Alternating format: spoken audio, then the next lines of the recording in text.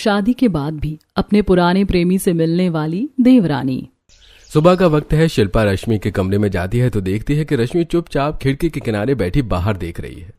क्या बात है रश्मि, डाइनिंग टेबल पर मम्मी जी, पापा जी और विराज सभी लोग नाश्ते के लिए तुम्हारा इंतजार कर रहे हैं, तुम आई नहीं?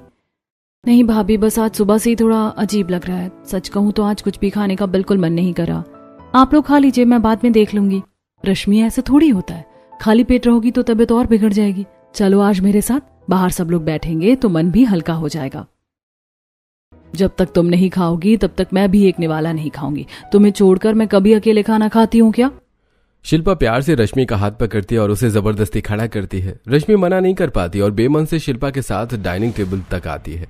शिल्पा को उसे कुर्सी पर खुद के बगल में बिठाती है और कहती है, देखो रश्मि, आज मैंने तुम्हारी सबसे फेवरेट आलू गोभी की सब्जी और लच्छेदार पराठे बनाए।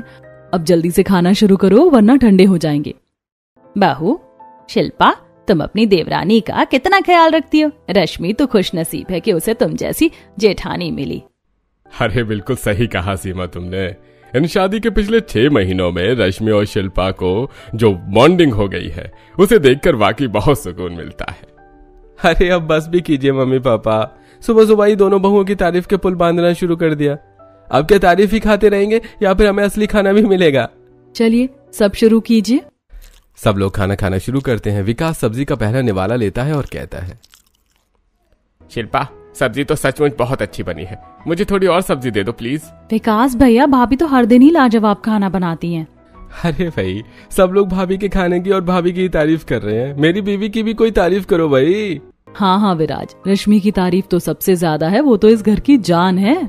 पूरा परिवार हंसी मजाक के बीच नाश्ता खत्म करता है और सभी अपने अपने काम से चले जाते हैं। शाम को विराज घर आता है। हॉल में शिल्पा सफाई कर रही है। तभी विराज कहता है, भाभी रश्मि कहाँ है? कमरे में दिख नहीं रही।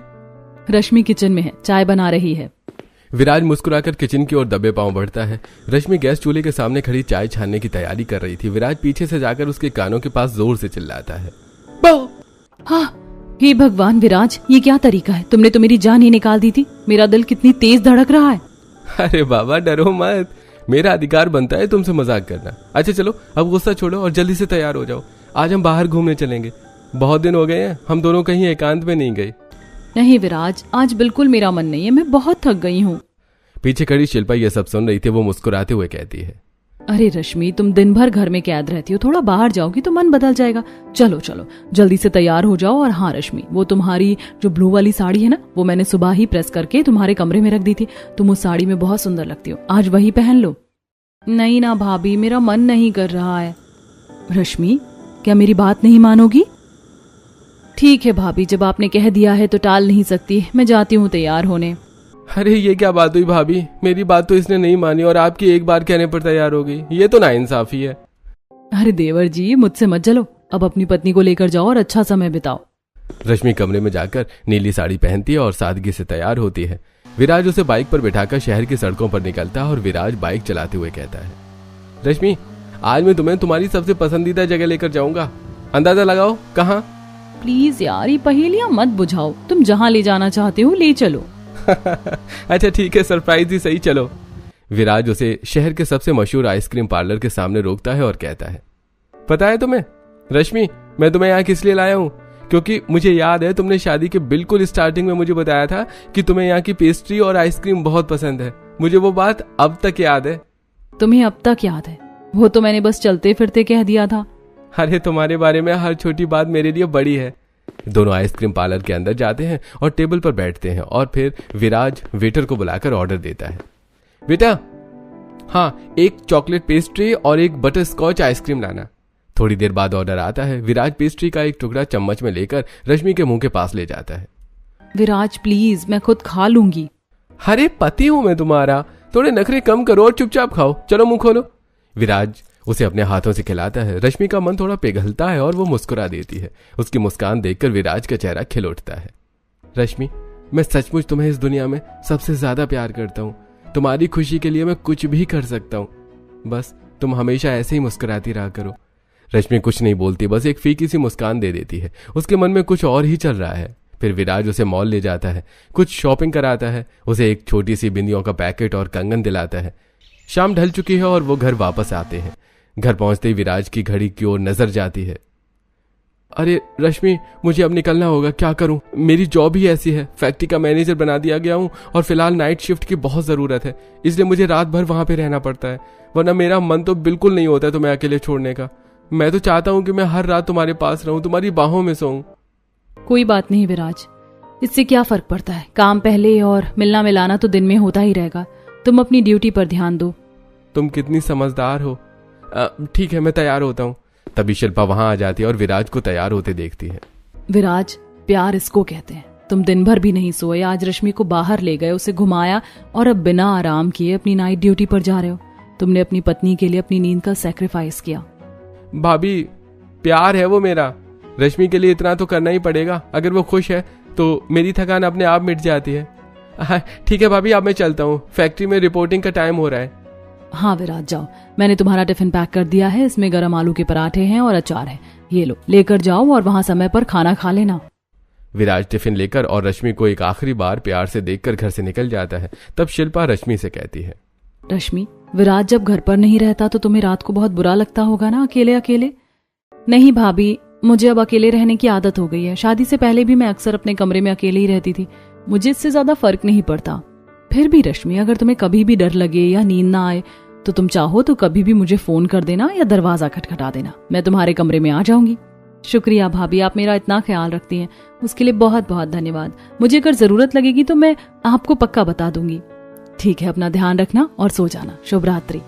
शिल्पा अपने कमरे में चली जाती है। समय बीतता है। शिल्पा रश्मि की छोटी छोटी पसंद का ध्यान रखती है, लेकिन रश्मि की आंखों में उदासी हमेशा बनी रहती है।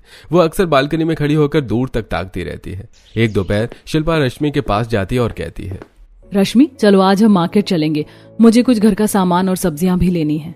ठीक है भाभी। दोनों तैयार होकर एक शहर के बड़े मॉल में पहुंचते हैं। शिल्पा बड़े उत्साह से घूम रही है। वो एक कॉस्मेटिक काउंटर पर रुकती है। रश्मि देखो, ये वाली नेल पेंट, ये शेड तुम पर कितना अच्छा लगेगा, तुम्हारी स्किन टोन के साथ ये बहुत जचेगा, तुम इसे ले लो। अरे नहीं भाभी, क्या करूंगी लेकर, मेरे पास पहले से ही घर में 4-4 नेल पेंट्स पड़ी हैं, फालतू में पैसे क्यों बर्बाद करना। अरे एक और ले लो ना, कुछ नहीं होता। और ये देखो, ये लिपस्टिक का शेड भी बहुत प्यारा है, तुम इसे भी रख लो।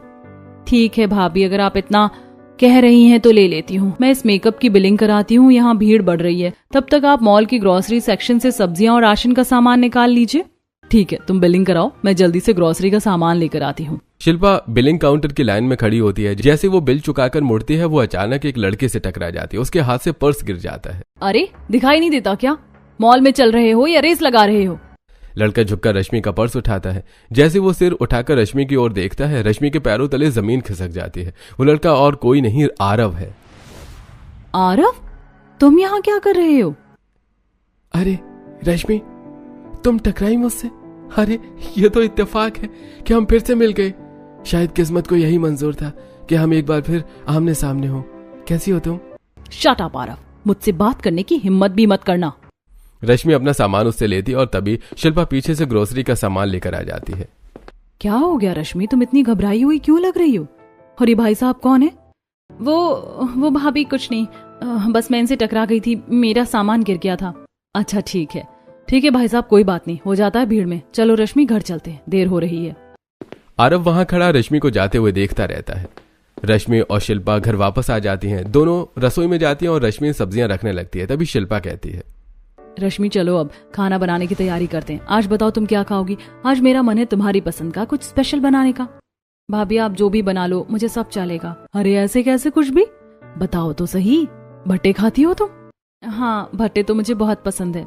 हाँ मुझे पता था, इसीलिए आज मैं भट्टे ही लाई हूँ। रसोई में काम शुरू होता है। तभी रश्मि के फोन पर एक के बाद एक कई मैसेजेस आने लगते हैं। शिल्पा कहती है, रश्मि किसका मैसेज आ रहा है बार बार? देख लो कहीं कोई जरूरी बात ना हो। नहीं भाभी कुछ नहीं है, बस कुछ फालतू के प्रमोशन मैसेजेस होंगे, मैं बाद में देख लूंगी। रश्मि फोन रख देती है और बात करने लगती है, लेकिन फिर से मैसेजेस आने लगते हैं। अरे रश्मि देखो तो सही, बार बार मैसेज आ रहा है, कहीं मम्मी जी या विराज का तो नहीं है? इतनी बार तो विज्ञापन वाले भी मैसेज नहीं करते। वो भाभी मेरी एक पुरानी सहेली है, बहुत परेशान कर रही है।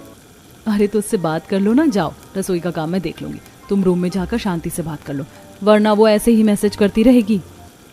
ठीक है भाभी।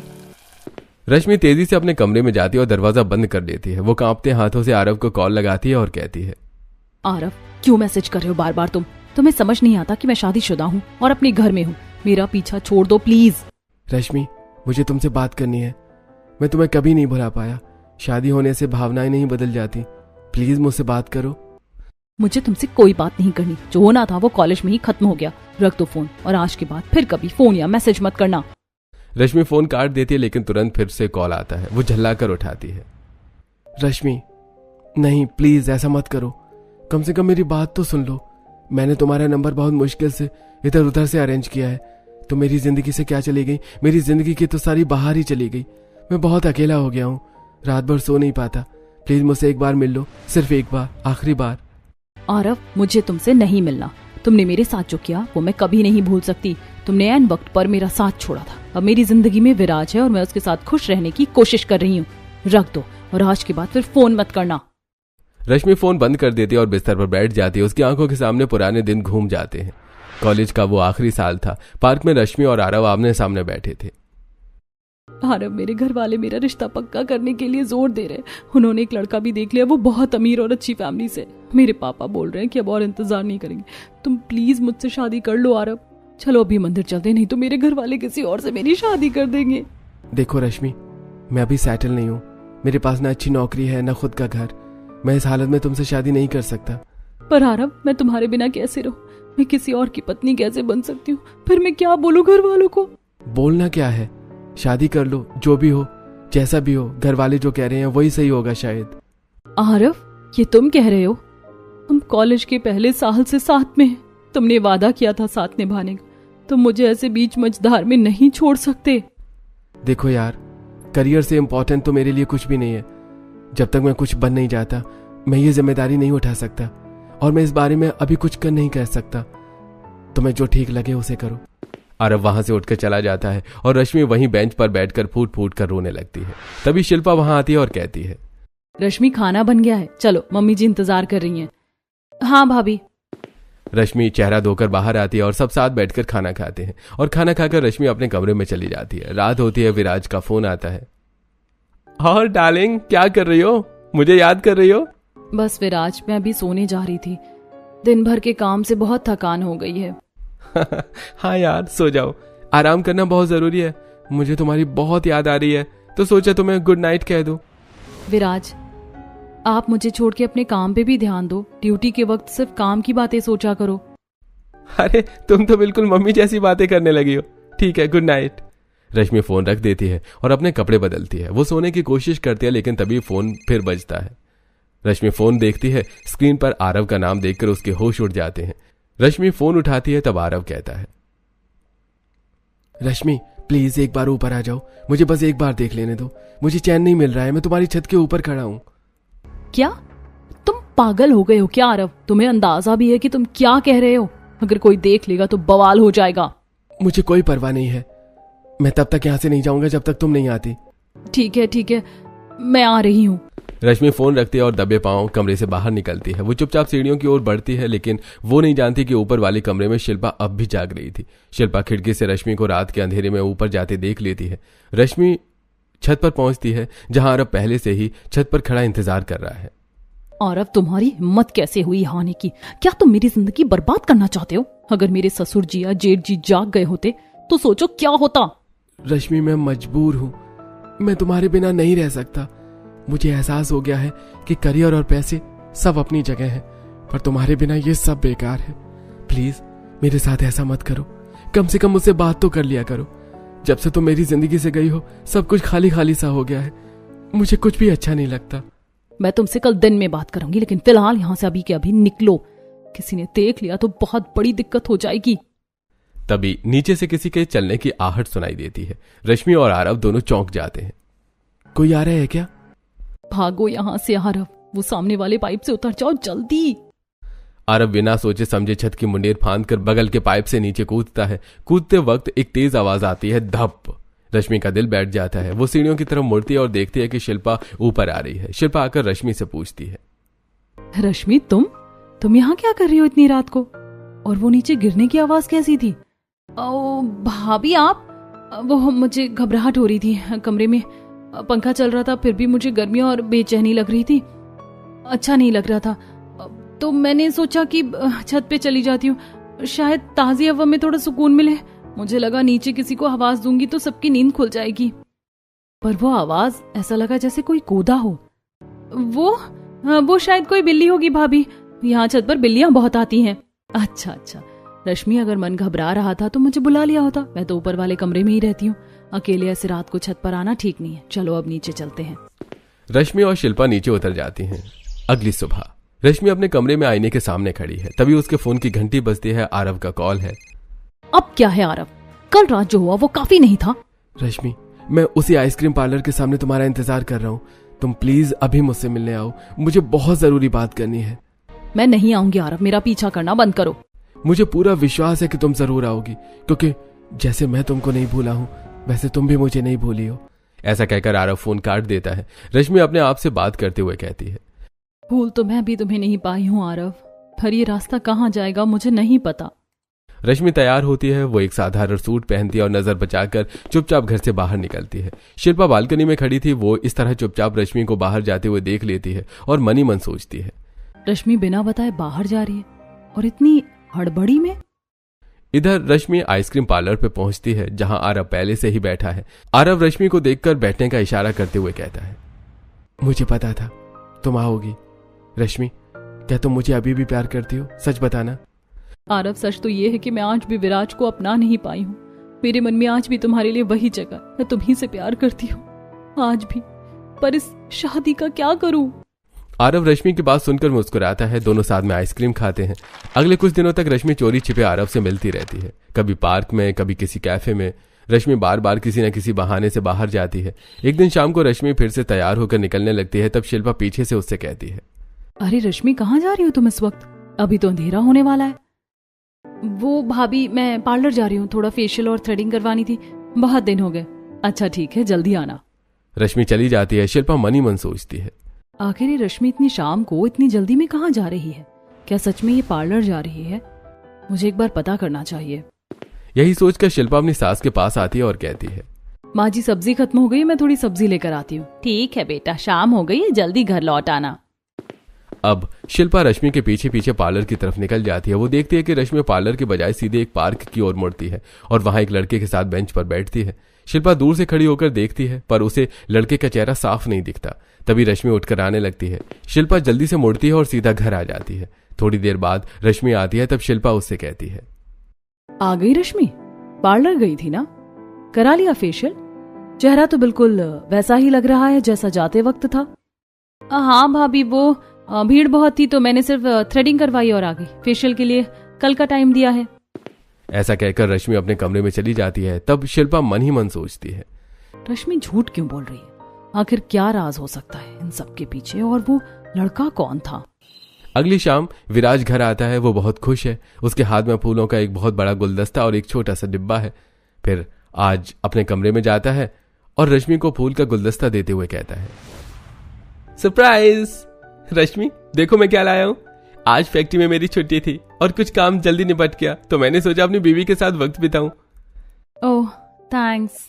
रात को डाइनिंग टेबल पर सब साथ में हैं। विराज हंसी मजाक कर रहा है। सीमा और महेश भी खुश हैं। रश्मि का फोन बार बार टेबल पर वाइब्रेट कर रहा है। ये देखकर विराज कहता है, रश्मि किसका फोन आ रहा है?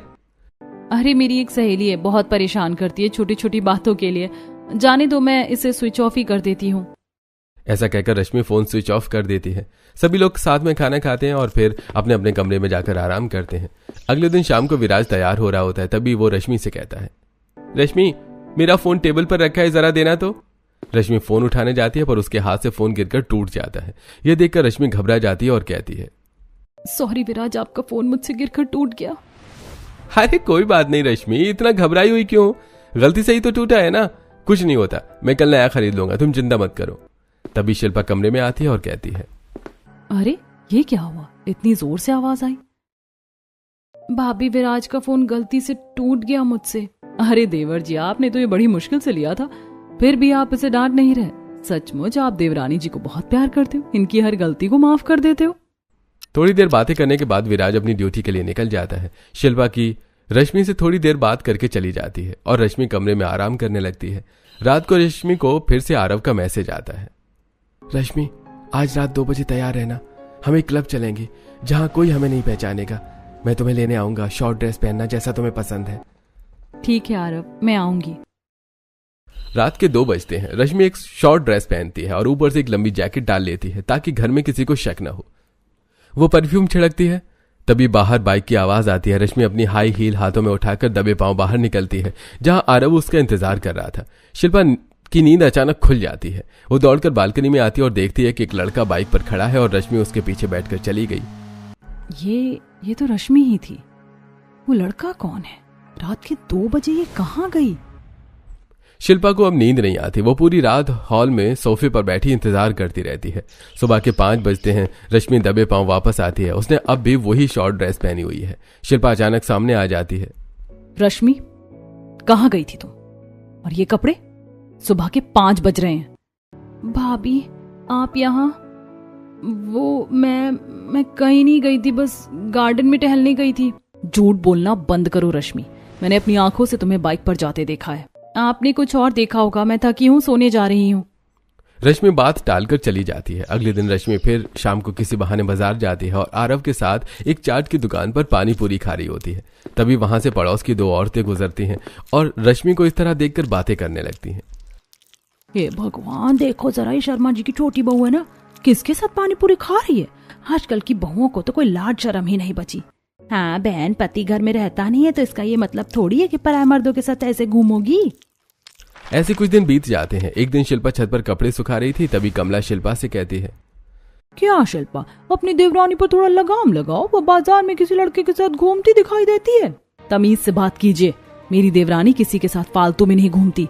वो सब्जी लाने या किसी काम से गई होगी। दूसरों के घर में ताक झांक करना छोड़ दीजिए। शिल्पा उन्हें चुप तो करा देती है पर उसका अपना मन अशांत है। शाम को शिल्पा अपने कमरे में बैठी थी। तभी पिंकी कॉलेज से वापस आती है और शिल्पा के कमरे में आकर कहती है, भाभी, छोटी भाभी कहाँ है? वो किसी काम से बाहर गई है। क्यों, क्या हुआ? भाभी, मेरी सहेली और मैं कॉलेज से आ रहे थे। उसने देखा कि छोटी भाभी किसी लड़के के साथ बाइक पर घूम रही थी। मुझे समझ नहीं आ रहा कि ये सब क्या है। नहीं पिंकी, तुम्हारी गलतफहमी है। वो भी थोड़ी देर पहले ही गई है, आ जाएगी। शिल्पा पिंकी को तो समझा देती है पर वो खुद ही अंदर अंदर टूट रही है। थोड़ी देर बाद रश्मि आती है तो शिल्पा उससे कहती है, रश्मि, अब सच बताओ, तुम कहाँ गई थी? पूरा मोहल्ला बातें कर रहा है। बस ऐसे ही मार्केट गई थी भाभी। लोगों का काम है कहना, आप उनकी बातों में क्यों आ रही हैं? ऐसा कहकर रश्मि अपने कमरे में चली जाती है। उसी रात को आरव फिर से रश्मि को कॉल करता है। रश्मि, आज रात 2 बजे तैयार रहना। आज हम फिर क्लब चलेंगे, डांस करेंगे और एंजॉय करेंगे। रात को 2 बजे रश्मि फिर से तैयार होती है, परफ्यूम लगाती है, शॉर्ट ड्रेस पहनती है। शिल्पा इस बार पहले से ही सतर्क थी। जैसे बाइक की आवाज आती है, शिल्पा दौड़कर बालकनी में आती है। तभी रश्मि शॉर्ट ड्रेस में बाहर निकलती है और आरव के साथ बाइक पर बैठकर चली जाती है। और इस बार शिल्पा रश्मि का चेहरा साफ साफ देख लेती है। उधर दूसरी तरफ रश्मि आरव के साथ क्लब पहुंचती है। रश्मि और आरव डांस फ्लोर पर डांस कर रहे हैं। संयोग से सीमा की एक सहेली कोमल और उसके पति मोहन भी वहां एक कोने में बैठे हैं। वो दोनों अपनी शादी की सालगिरह मनाने वहां गए थे। कोमल रश्मि को देखकर हैरान होते हुए कहती है, मोहन जी देखिए जरा, वो सामने जो लड़की डांस कर रही है वो अपनी सीमा की छोटी बहू रश्मि नहीं है? अरे कोमल, इस उम्र में तुम्हारी आंखें कमजोर हो गई है क्या? वो उसका पति होगा। नहीं, वो विराज नहीं है, वो कोई और लड़का है। हे भगवान, ये लड़कियां आजकल क्या कर रही हैं? अगले दिन कोमल सीमा के घर आती है और उन्हें सब बात बता देती है। ये सुनकर सीमा कहती है, क्या मेरी बहू क्लब में डांस कर रही थी? कोमल, चश्मा लगाकर ठीक से देखा था? हाँ सीमा, मैंने जो अपनी आंखों से देखा वो तुम्हें बता दिया, आगे तुम्हारी मर्जी है। तभी शिल्पा वहां आती है और सारी बातें सुनकर कहती है, चाची जी, रश्मि कल पूरी रात मेरे साथ थी। उसे बुखार था। आपने शायद किसी और को देखा होगा।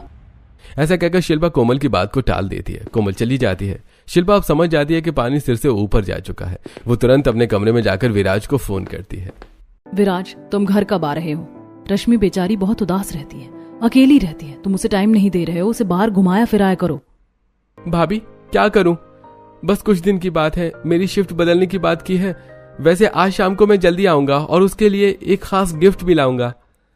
शाम को विराज घर आता है। वो अपने कमरे में जाता है तो देखता है कि रश्मि अपनी उंगली में पट्टी बांध रही होती है। अरे रश्मि, क्या हुआ? ये उंगली में चोट कैसे लगी? अरे कुछ नहीं, दरवाजा बंद करते वक्त ध्यान नहीं रहा, दब गई। अरे ध्यान रखा करो डार्लिंग। रुको, मैं अभी डेटॉल लगा देता हूँ।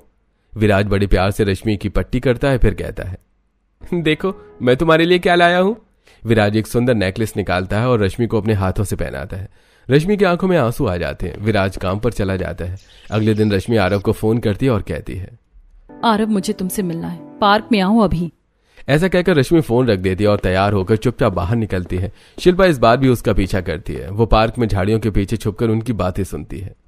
आरव, मैं 2 कश्तियों में सवार नहीं हो सकती। अगर तुम मुझसे सच में प्यार करते हो तो चलो अभी भागकर शादी कर लेते हैं। डार्लिंग, भाग के शादी करना तो ठीक है, पर मेरे पास अभी नौकरी नहीं है। तुम ऐसा करो, अपने घर के सारे गहने और पैसे इकट्ठा कर लो, फिर हम भाग चलेंगे। आरव लगातार अपने मोबाइल में गेम खेल रहा है और रश्मि की बात को अनसुना कर रहा है। आरव, मोबाइल हटाओ और मेरी बात का जवाब दो। रश्मि आरव के हाथ से मोबाइल छीनती है और वो जमीन पर गिरकर टूट जाता है। ये क्या नाटक है रश्मि, तुमने मेरा मोबाइल तोड़ दिया। तुम्हें पता है ये कितना महंगा था? मेरा कीमती फोन बर्बाद कर दिया तुमने। आरव का यह व्यवहार देखकर रश्मि को याद आता है कि विराज ने अपना टूटने पर भी रश्मि को कुछ नहीं कहा था। रोती हुई रश्मि आरव से कहती है, आरव, तुम इतनी सी बात पर मुझ पर चिल्ला रहे हो। तुम्हें सिर्फ अपनी परवाह है। तुम मुझसे नहीं, सिर्फ अपने आप से प्यार करते हो। ठीक है, मैं जा रही हूँ, और इस बार हमेशा के लिए। शिल्पा ये सब दूर से देख रही है और चुपचाप घर वापस आ जाती है। थोड़ी देर बाद रश्मि भी घर पहुंचती है, जहां पूरा परिवार हॉल में बैठा है और सबके चेहरे पर गुस्सा है। सीमा कहती है, रश्मि, कहाँ से आ रही हो तुम इस वक्त? वो मम्मी जी, मैं बस थोड़ा काम से बाहर गई थी। कौन से काम से भाभी? मैंने खुद आपको पार्क में उस लड़के के साथ घूमते हुए देखा है। रश्मि, मोहल्ले वाले जो कह रहे हैं क्या वो सच है? क्या तुम किसी और से मिल रही हो? नहीं पापा जी, ऐसी कोई बात नहीं है। बस कीजिए आप लोग, लोगों का क्या है, लोग तो कुछ भी कहते रहते हैं। रश्मि ऐसा कुछ नहीं कर सकती। आप लोग बेकार में उस पर शक कर रहे हैं। पापा मम्मी, भाभी सही कह रही हैं। आप लोग परेशान मत होइए, मुझे रश्मि पर पूरा विश्वास है और आप लोग भी उस पर विश्वास करिए। भाभी, रश्मि को उसके कमरे में ले जाइए। अब शिल्पा रश्मि को उसके कमरे में ले जाती है और समझाते हुए कहती है, रश्मि, तुम जो कुछ कर रही हो वो ठीक नहीं है। देखो, तुम्हारा पति विराज तुम पर कितना अंधा भरोसा करता है। इतना सब होने के बाद भी उसने पूरे परिवार के सामने तुम्हारा साथ दिया। क्या तुम उसे धोखा देकर खुश रह पाओगी? लौट आओ रश्मि, ये रास्ता सिर्फ तबाही की ओर जाता है। वो आरव सिर्फ तुम्हारा इस्तेमाल कर रहा है। भाभी, आप ये सब आपको कैसे पता? मैंने आज पार्क में सब देखा और सुना। वो लड़का तुम्हारे प्यार के काबिल नहीं है। वो सिर्फ तुम्हारे गहनों और पैसों का लालची है। रश्मि फूट फूट कर रोने लगती है और अपनी जेठानी से कहती है, भाभी, आप सच कह रही है। मुझे अपनी गलती का एहसास हो गया।